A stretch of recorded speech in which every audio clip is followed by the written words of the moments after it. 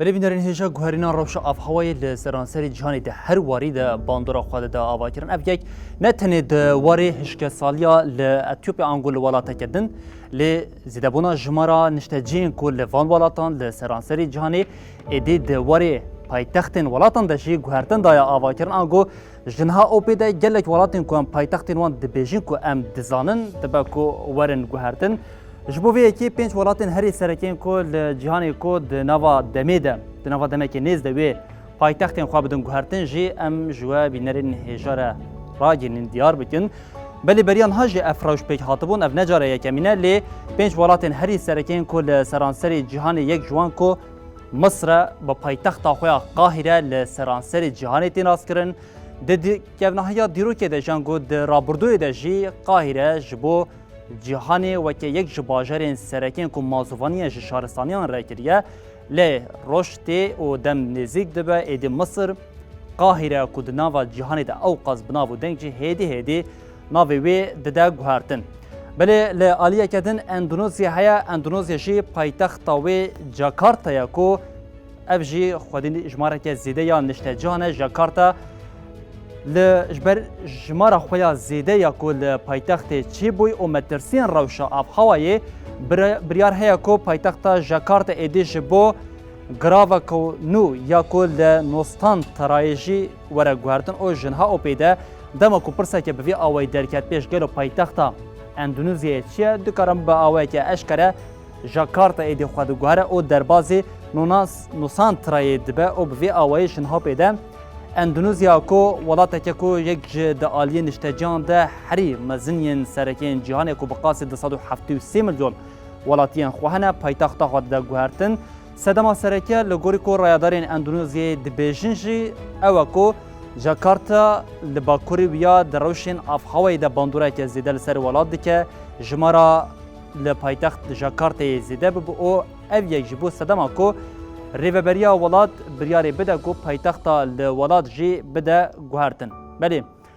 li aliyeke din her çi qasî zêdebûna niştecih ya li paytextan zêde dibe û ev yek bandorê li ser paytextan ku wî başarî dike lê di aliya ewlekarî û di aliya aborî de jî paytext çavkaniyeke sereke ya li welatin ango yek ji neynika welat de diyarkirin. Ji ber vê yekê em bi Koreya Başûr dewam bikin. Koreya Başûr di nava nûçeyên cîhanî de jî piraniya xwe nûçeyên ku li ser tên çêkirin ew e metirsiyeke xwe ji Koreya Bakur heye û ew yek jî paytexta Koreya Başûr Seul ku bi qasî 3 kilometreyan nêzî Bakurê Pyongyang ango nêzî Koreya Bakur e her tim di nava metirsiyekê de ye li paytexta Koreya Başûr Seulê bi qasî 25 milyon niştecih lê hene û ev yek jî dihêle metirsiyeke zêde di her şerek ango nakokiyeke bi Koreya Bakur e derbikeve ji ber vê yekê rêveberiya welat ragihandibû ku ew ê ji paytext Seulê biguherin û vê carê jî Sejong wê weke paytexta sereke ya Koreya Başûr jî derbikeve pêş û li amadekariyên ku têne kirin de jî li gorî ku Koreya Başûr dibêje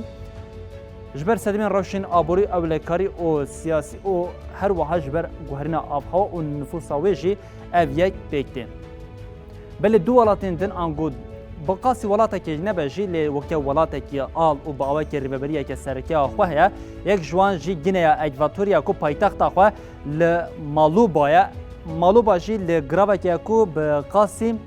ji Gineya Ekvatorya zêdetir li nêzî Senegalê ye û ev yek jî